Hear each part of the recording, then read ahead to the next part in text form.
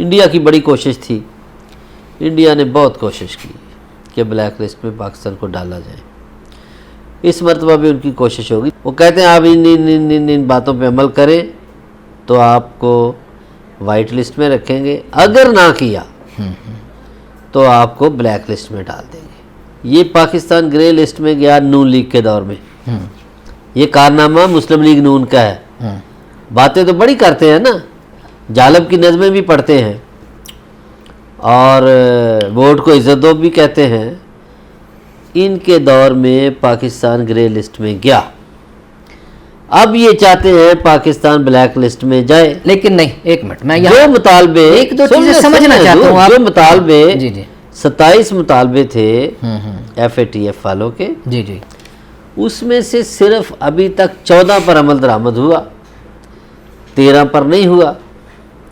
اب وہ 13 پر بھی تو عمل درآمد کرنا ہے یا نہیں؟ دیکھیے میری بات سنیں، آج بھی یہ بات کی گئی کہ بھائی پاکستان ایک سوورن سٹیٹ ہے، ایک آزاد ریاست ہے. یہ FATF والے اتنے مامے یا چاچے نہ بنیں کہ اس ملک کو اتنی دبانے کی کوشش کریں، اور یہ بات کوئی غلط نہیں کی گئی. ایک بات. دوسری بات، آپ مجھے یہ بتائیے کہ یہ گرے لسٹ کیا ہوتی ہے ایک عام ناظرین کے سمجھنے کے لیے، اور گرے لسٹ میں کیوں ڈالا جاتا ہے؟ اس میں پاکستان کے اوپر کیا ایلیگیشنز تھے کہ کیا پاکستان پہ اعتراض ہے جس وجہ سے؟ میں بتاتا ہوں حضور کیا تھے. یہ 3 طرح کی لسٹیں ہوتی ہیں، یہ اب ناظرین کے لیے. ہاں اسی لیے نا، تاکہ چیزیں ذرا ایک عام دیہاتی بھی جو دیکھ رہے ہیں ایک ہوتی ہے وائٹ لسٹ. وائٹ لسٹ کا مطلب ہے کہ آپ دنیا میں اپنا کاروبار کریں، آپ پہ کوئی اقتصادی پابندی نہیں لگ سکتی. دوسری ہے گرے لسٹ، کہ وہ ایک ڈراوا ہے. گرے لسٹ جو ہے وہ کہتے ہیں آپ ان باتوں پہ عمل کریں تو آپ کو وائٹ لسٹ میں رکھیں گے، اگر نہ کیا تو آپ کو بلیک لسٹ میں ڈال دیں گے. ٹھیک ہے. یہ گرے جو ہے یہ ایک پل کا نام ہے. جیسے یوں سمجھ لیجئے جیسے اشارے پہ سگنلز پہ ریڈ اور گرین کے درمیان ایک یلو لائٹ ہوتی ہے، تو وہ یہ کیفیت ہے کہ وہ لائٹ گرین بھی جل سکتی ہے جانے کے لیے، ریڈ بھی جل سکتی ہے رکنے کے لیے. یہ تو ہو گئی بات، مزید کلیئر ہو گئی. یا دریا کا ایک پل ہے. ہاں ٹھیک ہو گیا. اب آ جائیے بلیک. جب بلیک لسٹ ہو جاتا ہے تو اس کا مطلب ہے کہ آپ پہ اقتصادی پابندیاں لگ گئیں، آپ پہ تجارتی پابندیاں لگ گئیں، آپ بہت سے کام دنیا سے کٹ گئے، نہیں کر سکتے. ٹھیک ہے. اب یہ ہے کہ پاکستان کو گرے لسٹ میں کیوں ڈالا گیا؟ پاکستان میں 2-3 بڑی وجوہات تھی جس کی بنیاد پر گرے لسٹ میں ڈالا گیا. پہلی وجہ کہ پاکستان میں دہشت گردی کے لیے پیسہ استعمال ہوتا رہا. ٹھیک ہے. دوسری وجہ پاکستان سے منی لانڈرنگ ہوتی رہی. تیسری وجہ پاکستان میں کرپشن جو ہے وہ حد سے زیادہ بڑھ گئی. اب یہ 2-3 وجوہات ایسی تھی کہ ہمارے ابھی بھی کئی تنظیمیں پیسے لے کے نعرے لگا رہی ہیں. ان کو کس نے روکنا ہے؟ اور یہ ملک کی بہتری کر رہی ہیں. ابھی جو نعرے لگا رہی ہیں ان کو کس نے روکنا ہے؟ وہ کو ملک کی بہتری کر رہی ہے. قلعدم تنظیموں کو الیکشن لڑنے کی اجازت دی گئی، کس نے روکنا تھا؟ پنجاب اسمبلی میں، قومی اسمبلی میں کچھ لوگ پہنچے، کس نے روکنا تھا؟ مظہر برداشت نے یا علی رضا الوی نے؟ الیکشن کمیشن نے. کیوں نہیں روکا؟ یہ ان سے پوچھیں. ہاں تو دنیا کے مطالبے پورے ہو گئے تو ہمیں پھر وائٹ لسٹ میں ڈال دیا جائے گا. صحیح. سب سے بڑا جو پرابلم بنا ہوا تھا وہ منی لانڈرنگ کا تھا.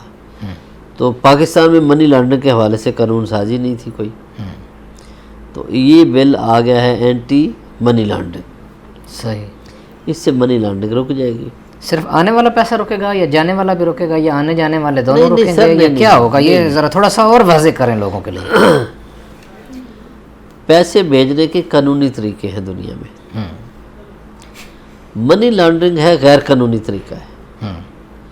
جیسے وہ ایان علی کرتی تھی، اس جیسی 27 ماڈل اور ہیں وہ کرتی تھی، جیسے وہ تافی بٹ کرتا تھا، جیسے وہ شوگر والا کرتا تھا. تو بہت سے لوگ ہیں وہ منی لانڈرنگ کرتے تھے. جیسے میاں شہباز شریف بھی کرتا تھا، وہ ترکی والی بہت سنائی بھی تھی قصہ کہ کس طرح جہاز میں جاتا تھا اور کس طرح.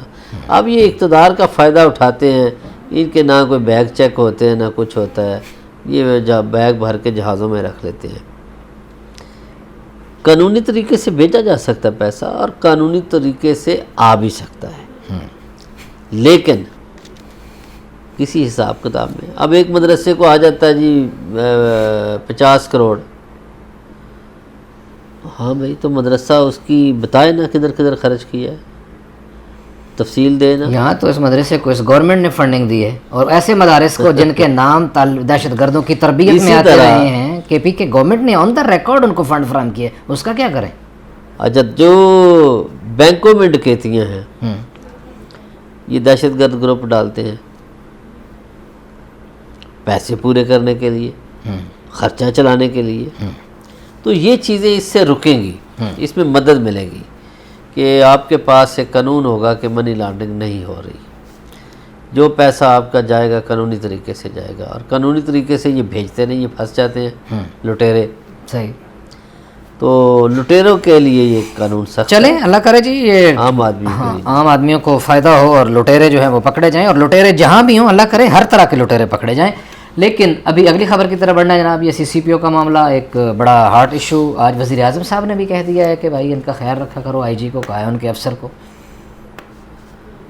اچھا، آج کا ہے، آج کل میں ہی ظاہر ہے آج کی خبر ہے۔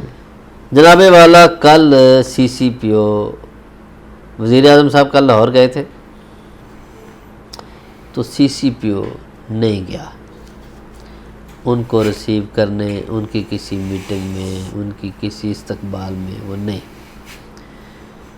تو یہ جو شیخ عمر نامی آدمی ہے CCPO، یہ اپنے آفس میں بیٹھا رہا۔ گورنر ہاؤس میں ایک میٹنگ ہوئی تو اس میں وزیر اعظم صاحب نے پوچھا کہ بھئی وہ CCPO کدھر ہے؟ تو اس کے بعد MS نے فون کیا CCPO کو، تو اس نے کہا جی میں تو سر آفس میں بیٹھا ہوں۔ انہوں نے کہا بھائی وزیر اعظم صاحب یاد کر رہے ہیں۔ وہ آفس سے نکلا، آیا فوراً وزیر اعظم صاحب کو ملا۔ ایک تو وزیر اعظم نے ان کو شاباش دی جو یہ کیس حل کیا ہے،